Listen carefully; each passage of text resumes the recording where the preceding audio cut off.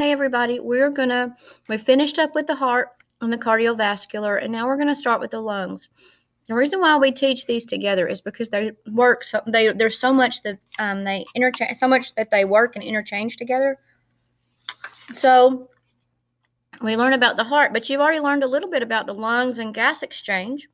And so let me get to where we need to be. But you've already learned a little bit about gas exchange, which will help you. Now, we'll tell you guys your test is fill in the blank, so be sure that you're really studying. But like I said, the heart and the lungs, they work together so well and do so many things together. That's why it is so important that we teach them at the same time. All right, so let's start with the lungs. So the lungs are comprised of the major airway, which would be the lungs, the bronchus, the bronchial trees, and then it goes into the alveoli, which are the small air sacs with capillary beds that you learned about already, where gas exchange happens. The diaphragm is also part of the respiratory system because it's what helps monitor the pressure of inside and outside to determine how we breathe. So we're going to learn a little about that as we go along. So what do the lungs do? Basically, they're there for gas exchange, to let oxygen move into the body and carbon dioxide move out.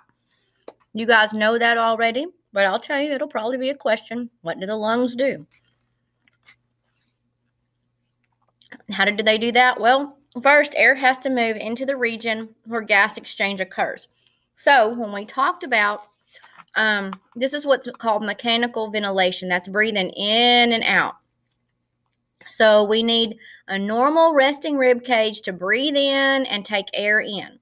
That's what begins gas exchange. When we do that, and as our heart moves that blood around, that oxygen that's brought in, it exchanges for that carbon dioxide. So when we breathe out and our rib cage contracts, then we get rid of that carbon dioxide. So you need that normal rib cage and the respiratory muscles to work properly for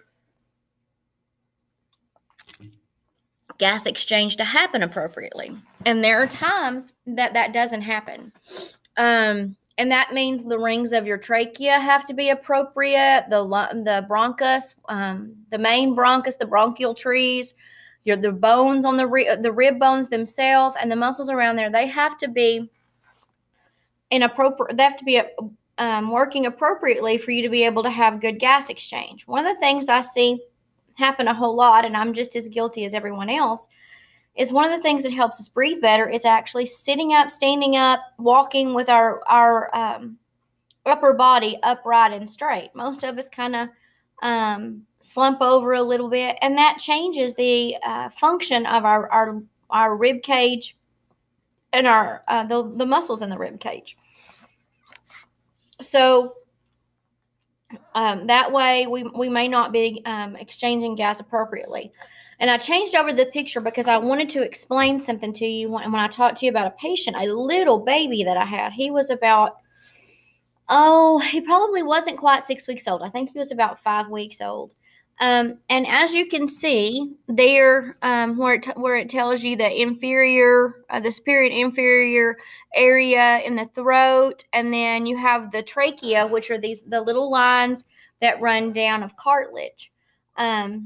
Well, this little fella, his trachea the cartilage around it didn't solidify like it was supposed to. It was very weak. And so he wasn't able to take air in and let air out the way he was supposed to. So this little 6-week-old baby would be breathing 60 or 70 times a minute. Normal respiration for a baby is about 20 to 30, just because they're smaller and they have less blood volume and they need to circulate that blood more. And for an adult, it's 12 to 20. So when we think about that, just that small issue, he had the cartilage around his trachea and around the bronchus, but it wasn't strong enough. So we ended up having to send him to Children's, and they ended up having to go in and put a sleeve in there, and he was on a ventilator for a really long time. And that's, I mean, I don't know after that. I just knew that that he had to be intubated, and he was going through a long process. So it can be from a very early age. It could be due to an injury, an illness, from the environment. Maybe someone has asthma, or they have allergy induced asthma. They have COPD. Any of those kind of things make the respiratory system not work appropriately. Let's talk about the parts of it. So the conducting airway, that's the part where air travels. The conducting airway is where air travels, and it travels through this lamellar in a lamellar flow. So it has to come in like in a line. It has to come in and go out. It can't be happening. Both can't be happening at the same time. So the conduction airway is comprised of the trachea, the lobar. I'm sorry, I can't talk this morning. The lobar bronchi, segmental bronchi, subsegmental bronchi, small bronchi, bronchioles, and then terminal bronchioles. And basically, that's the respiratory tree. So the bronchus the trachea is the beginning of the airway. Then you have the lobar bronchi, which is the main tree that runs down, and then the segmental bronchi are where they break off into each lung. Subsegmental is where that main branch that breaks off from the main bronchus. It breaks off into what looks like little tree branches, and then those continue to branch off until you get to the alveoli. How do they do this? The airway then branches further, like I said, into transitional respiratory bronchioles. And this is where transitional is the respiratory zone where the bronchioles and the alveolar ducts and the alveoli connect. And the alveoli are what actually, because of how gas exchange happens, that's actually where when you breathe in and you fill your lungs very full of air and full of oxygen, that right there is where the air is held and where that gas exchange happens. And then once the blood has exchanged, the deoxygenated blood has dropped off its carbon dioxide, and the red blood cells have picked up that oxygen, you breathe out that carbon dioxide. And that's mechanical ventilation. That is mechanical ventilation. So the airways, you have a conducting zone. No gas exchange occurs. So that's, once again, that's the bronchus, the bronchioles, all the bronchiole, all the way down to the transitional zone, and that's where the alveoli are. We have about 8 million branches, and we have probably, I would say, I think if I remember correctly, we have somewhere around 30 or 40 million alveoli, maybe alveolar sacs. So they look like little bunches of grapes. So those little bunches of grapes. On the end of each branch, there's a little, they contain an alveolar sac. I mean, that means it looks like a little bunch of grapes that will expand and it will relax. They're very thin. They're a single layer of epithelial cells, and that way gas exchange can happen in that capillary bed that's around it. How does gas exchange occur? Numerous capillaries are wrapped around alveoli. Gas diffuses across the alveolar capillary barrier, and they expand. That gas exchange happens, and then they contract, releasing that carbon dioxide for you to breathe out.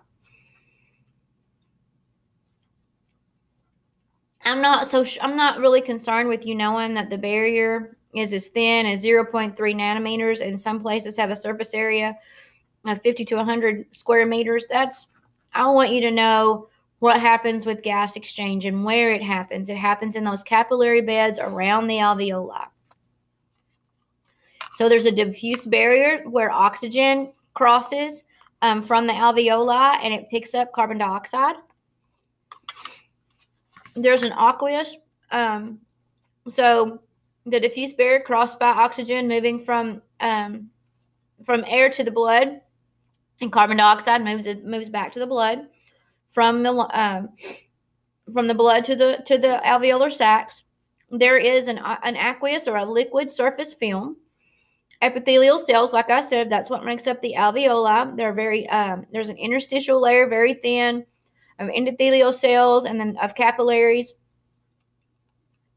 And there's blood plasma, and then there's red blood cells. Remember, the red blood cells are what picks up that oxygen and carries it around in the body. So what I want you to remember from this is that because of the thin layer, because of that single layer of epithelial cells, and then how low the pressure is at the capillary level, oxygen and carbon dioxide can move easily back and forth in and out of the alveolar sacs. When that happens, carbon dioxide is moved into the alveoli, and oxygen is moved out to those red blood cells, and they attach to that red blood cell membrane. That way, that blood goes back to the heart to go to the rest of the body. So the alveoli itself, and I told you wrong, we have 300, not 30 million, 300 million alveoli. They're about a third of a millimeter in diameter. So what you're seeing there to the left is, like I said, it looks like a bunch of grapes. You can see how the capillaries are wound around each one of the little alveolar sacs. The total surface area is about 85 square meters, which is the size of a tennis court. If you stretched out all of your alveoli, they would be the size of a tennis court. So you didn't know that what's compacted in your lungs is really stretched out that large. When we do the digestive system, you'll learn that your small intestine is really, really long too. But just remember that that total square surface, it needs to be that large and be able to expand and be very elastic and very resilient so that we can have appropriate gas exchange. If gas exchange doesn't have happen appropriately, then our systems start to shut down. So the other thing I want to tell you about the alveoli, we have 300 million. Okay, so 300 million alveoli. But as we age, they lose elasticity. As we're out in an environment where the air quality is bad, so where there's smog or smoke or anything that can be damaging to those alveoli, they're so fragile that it's very easy to damage them. So you think about someone who smokes or who vapes, and we're going to do a research project on vaping because it is something that, for some reason, teenagers seem to think that vaping is better than smoking. So we're going to do some research on that in a couple days. And I'm going to let you guys tell me what you think about that. Because there are some things that happen with vaping that are actually more hazardous to your lungs and to your body than smoking. And smoking's bad enough. So, but just think about how fragile those, if they're a single layer of skin, a single layer of epithelial cells, how fragile they are. You can think about how fragile they are when you think about a very, very, very thin layer of like saran wrap that's been stretched really far. And if you poke your finger in it, it's going to go right through it. Well, the same thing happens with alveoli. They're pretty elastic, like a rubber band. But if you abuse that rubber band, eventually it will break. So gas exchange. And we've talked about how gas exchange happens at the lung level. And this is just a good image where the pulmonary artery brings in and branches off to make the capillary beds around the alveoli. And the pulmonary vein comes into the lung and wraps around and branches off to each alveoli. That's how that capillary bed is made. And that's where that gas exchange happens. So as our right ventricle pumps that deoxygenated blood out and we breathe in, that gas exchange is happening out around the alveoli. And then the pulmonary vein is bringing that oxygenated blood in as we breathe out back to the left atrium so that it can be sent through to the rest of the body. So the things that control ventilation, arterial pressure. When PO2 or arterial oxygen level is very low, ventilation increases. So think about so how to think about that where it might make more sense. A lot of you, or most of you, have had to run before for PE or athletics or something, and we start running, and we have more carbon dioxide because we're not breathing effectively. We start to, because when we're running, our muscles are using more oxygen to move. We think about how we start to increase our respiratory rate. We breathe faster when we're exerting ourselves. That's because our body is using more oxygen at the cellular level.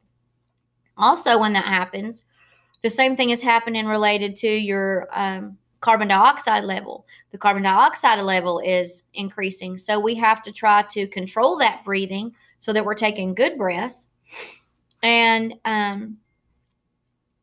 we're getting appropriate oxygen to the muscles and appropriate carbon dioxide out. So when you guys have ran before for more than you're used to, for me that'd probably be a quarter of a mile, but for some of you run distance. But at a certain point, you start to kind of have discomfort in your legs will start to feel real uncomfortable, or you'll have kind of a cramping in your side or something like that.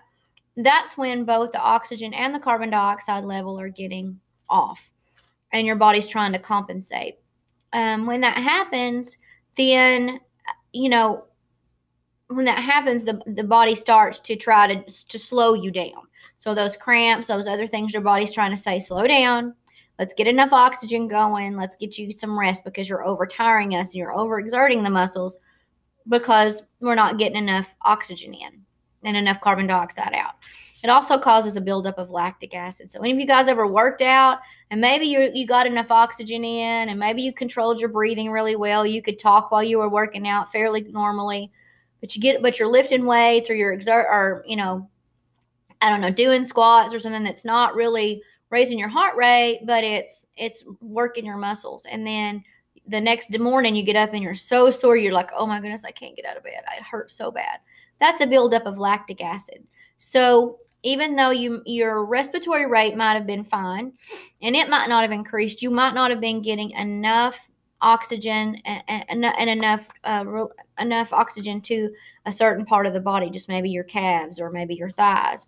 Well, what that does is that builds up that lactic acid. Another thing that determines ventilation is arterial pH. So our pH balance has to be maintained at all times for everything to work. And there's a very narrow window of what the normal pH for the body is.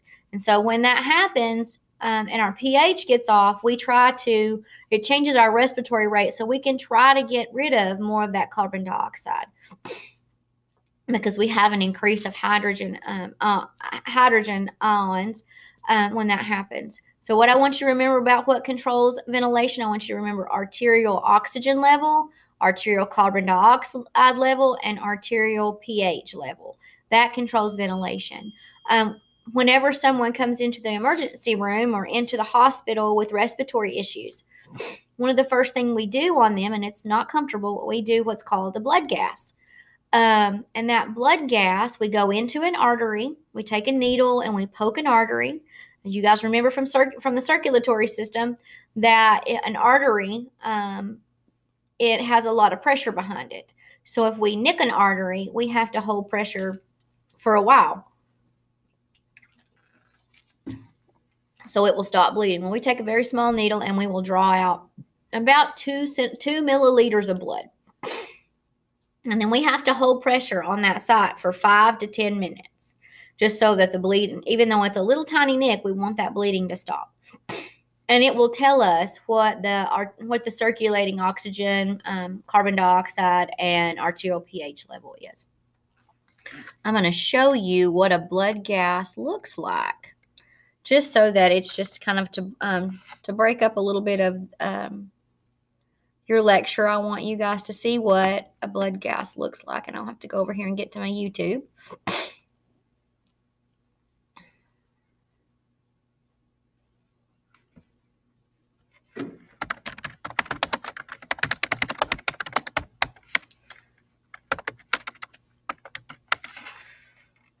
Okay, so this is how you take an arterial blood gas. This is the good one, I think.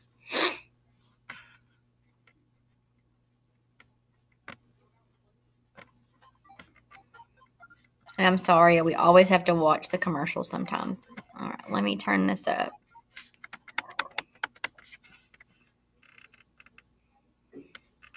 Hi there, my name's Andrew. I'm one of the final year medical students. Could I just check your name and date of birth, please? Sure, it's James Alexander, 13th of December 1989.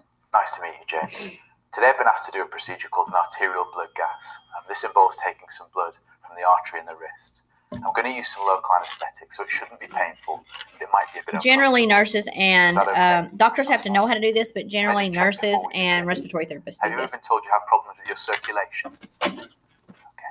Do you take any blood thinners, such as warfarin? No, I don't. Okay.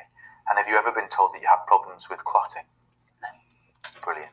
Can I also check, James, do you have any allergies at all? No, I don't. Brilliant. I'll just gather my equipment.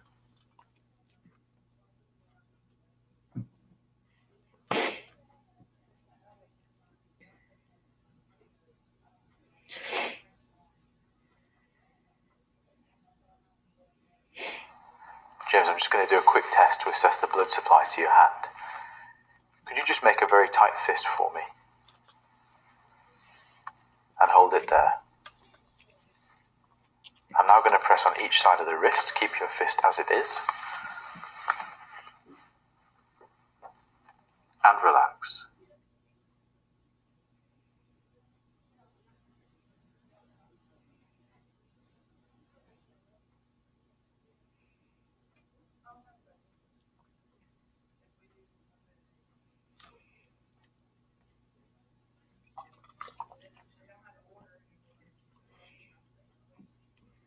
And normally we try to check a blood gas from the radial artery, but they can actually be collected from any artery, from the antecubital artery. They can be taken from the femoral artery.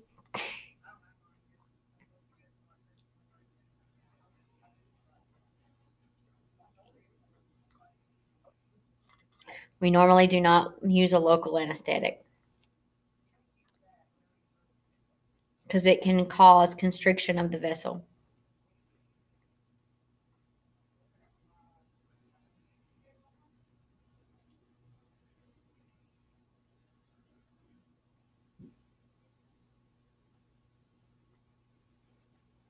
And it does hurt, and it's a very loud snap when you go through that artery wall. So he got about 1.5 milliliters. He got a milliliter. Some depending on the machine that you use to run it, they use 1 to 2 milliliters of blood. James, that's the end of the procedure. Thank you very much. Now, one of the things he did not show was that it goes directly onto ice, because arterial blood needs to be on ice as quickly as possible. All right, guys, we are going to stop there for today, and we will pick up and finish some more with respiratory tomorrow. You guys have a wonderful day.